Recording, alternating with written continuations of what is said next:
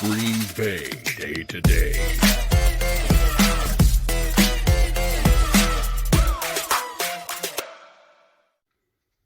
Hey there, everybody. How's it going? It's your boy, Beefy Bitch. We're coming in here after week 2.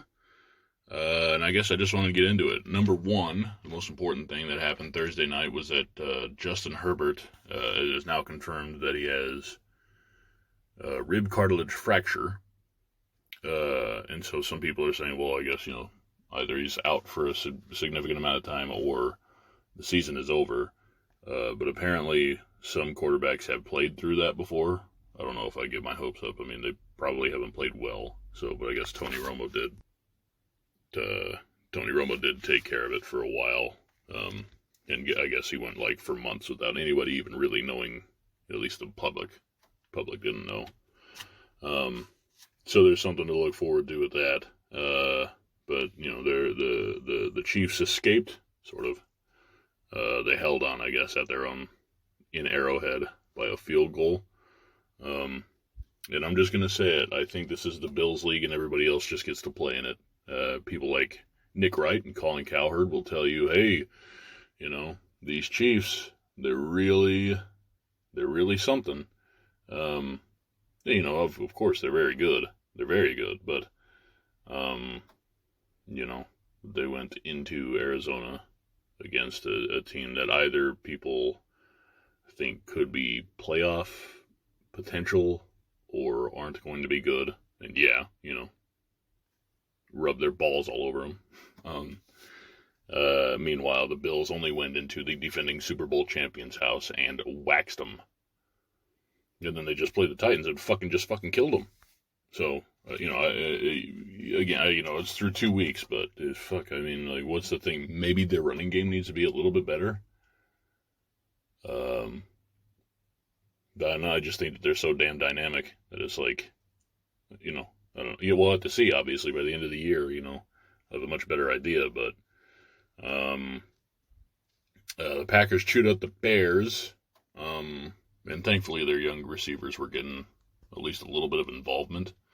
Of course, all that I'm hearing is, Aaron Rodgers needs to be getting more involvement. I mean, he went to 8 different receivers, when they checked up on it. So, I think he spread the ball around pretty well. Defense played well enough that it's again, I don't think anybody's expecting anything out of the Bears, but, it was a good team win. So, but yeah, of course, I think Rasul Douglas dropped a pick. We can't expect to. We're going into Tampa Bay, so against Tom Brady, you got to be on your A game. So, Vikings thankfully dropped it against the Eagles. I don't think there's much to say except for Kirk Cousins threw fucking 3 picks. I mean, for shit's sake. Matthew Stafford threw another couple against the Falcons, and nobody's looking at the Falcons as a great team. So, when people are saying the NFC is wide open, I don't know if I'm fucking disagreeing with that necessarily. Just mentioned the Bucs. They finally beat the Saints in a regular season game. Mike Evans is suspended for the game against the Packers, so maybe they're the betting favorite, but I don't know, like I'm saying, Tom Brady never leaves you out of anything. And really, it's Tom Brady's team, but, not like Tom Brady is bad or anything. Lance got sidelined. He's out. He broke his ankle, if I'm not mistaken. And pretty quickly, it seemed like the Niners sideline was rejoicing Jimmy Garoppolo being back in the lineup.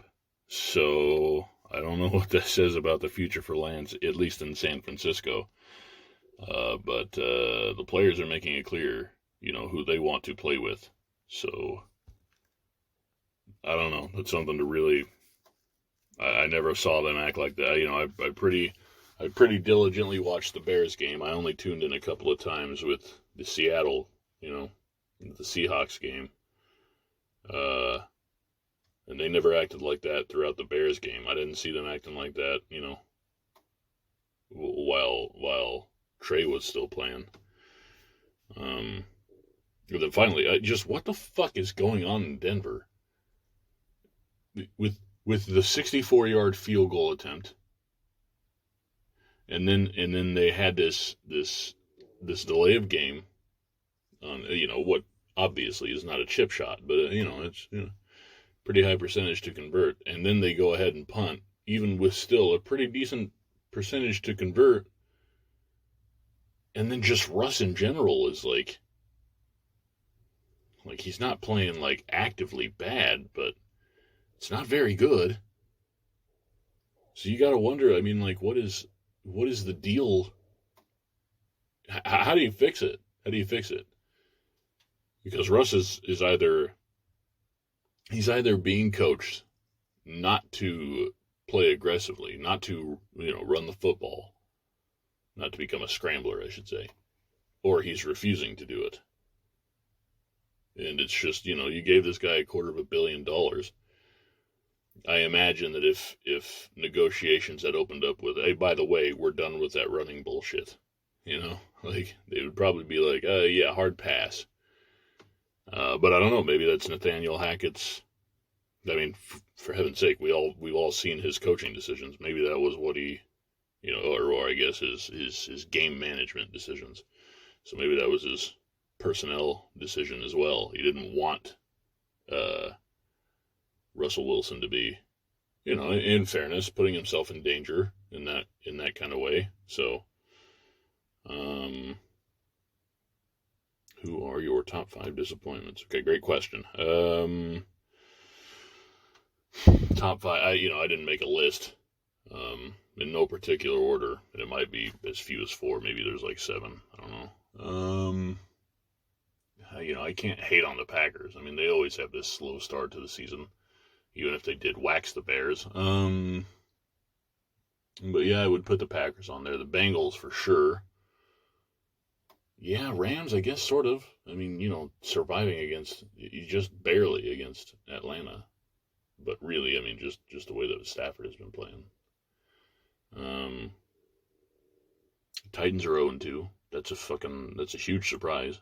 Just on the merit that you have old King Henry back there. I mean, you gotta imagine they would have at least beat the Giants.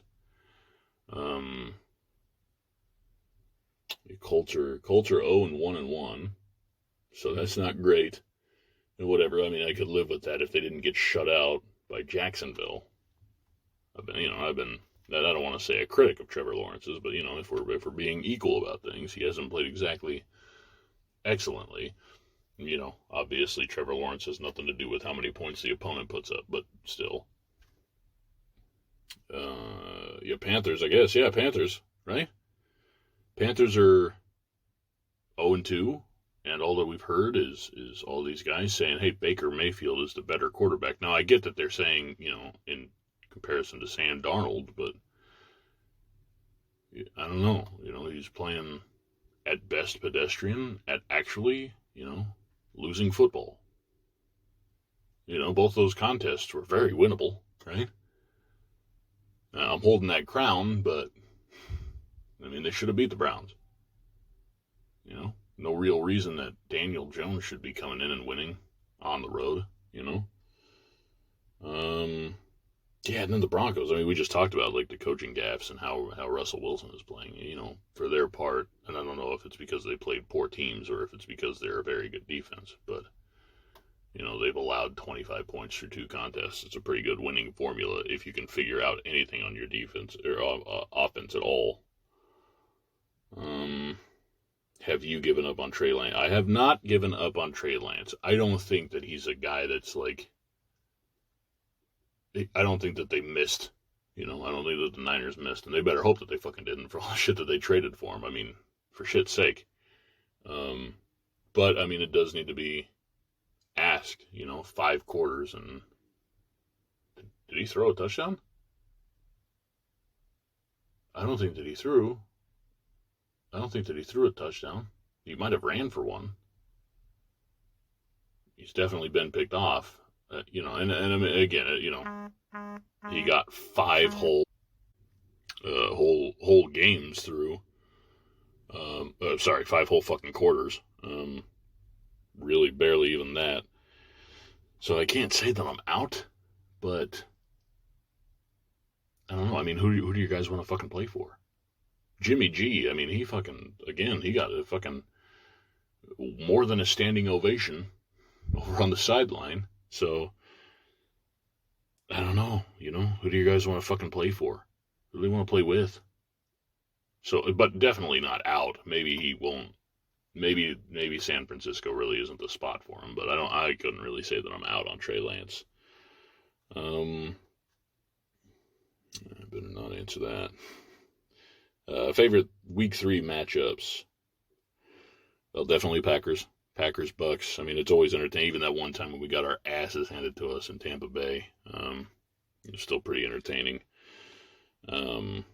Hopefully Green Bay wins. Maybe, I guess Cowboys Giants. Again, for all the wrong reasons, those are generally entertaining contests. Giants could actually be 3-0 by the end of this week. 3-0. It's insane to me. I don't know. Wouldn't have picked the Giants to be 3-0. I guess Raiders Titans. And then, just saying that contest is freaking, I don't know, tasted like sour grapes in my mouth, man. All right. Those are the only questions I think that are, and, not that any questions are necessarily bad, but, right? I mean, every other one is kind of a little bit more of the same. So looking ahead to the week coming forward, we'll just go straight down the list as they appear in, NFL.com. So Steelers and Browns kick off the week. Man, this one could be really good. I don't have too much faith in Mitch Trubisky. Browns probably have the better all-around overall roster, but call it a field goal for the home team. So the Browns. Bills, Fins, Bills. Bengals, Jets. Everything tells me Bengals, but if they don't protect their fucking quarterback, then it's nothing to even talk about. So, but Bengals by 7. Raiders, Titans, we talked about that game a minute ago. I don't fucking know. Titans, I guess. I'm not confident really in either team. But, I don't know. I guess the Raiders didn't get their shit pushed in by either of their defeats. They just found ways to lose. Saints, Panthers, Saints. Until Baker Mayfield starts showing me that he can win, I'm going to presume that he absolutely lacks the capacity to do so.